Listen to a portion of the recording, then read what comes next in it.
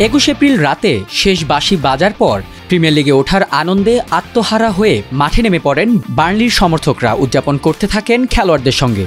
সে সময় শেফিল্ড ইউনাইটেডের বাংলাদেশি মিডফিল্ডার হামজা চৌধুরীকে ঘিরে মাঠে তৈরি হয় এক অনাকাঙ্ক্ষিত পরিস্থিতি। তাতে মেজাজ হারিয়ে মাঠ ছাড়েন হামজা। কি হয়েছিল সেখানে? টিভিতে দেখা যায় ম্যাচ শেষে বার্নলির কয়েকজন সমর্থক হামজাকে উদ্দেশ্য করে কিছু বলতে থাকে।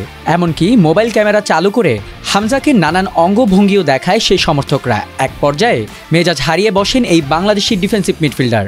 প্রচণ্ড ক্ষিপ্ত অবস্থায় তেড়ে যান বার্নলির সমর্থক ও খেলোয়াড়দের দিকে। এ সময় পুলিশ, নিরাপত্তাকর্মী ও শেফিল্ডের খেলোয়াড়দের সবাই জোর করে টানেলের দিকে নিয়ে যান হামজাকে।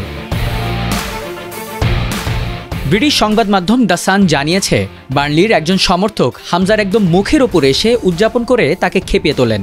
তখন নিরাপত্তা কর্মীদের বাধা ভেঙে সেই সমর্থকদের সঙ্গে হাতাহাতির পর্যায়ে চলে যান ক্ষিপ্ত হামজা। তাই তো তাকে ধরে অনেকটা জোর করেই টানেলের ভেতর নিয়ে যান শেফিল্ডের এক স্টাফ সদস্য।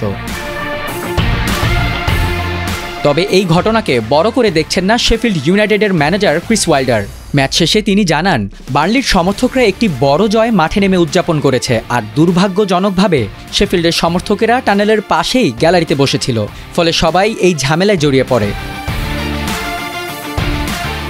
শেফিল্ডের বিপক্ষে এই জয়ে লিডস ইউনাইটেডকে সঙ্গী করে প্রিমিয়ার লিগের আগামী মৌসুমে সরাসরি খেলা নিশ্চিত করেছে বার্নলি। তবে এখনও প্রিমিয়ার লিগে ওঠার সুযোগ আছে হামজাদের। সেজন্য নকআউট প্লে অফে 2টি ম্যাচ জিততে হবে শেফিল্ড ইউনাইটেডকে।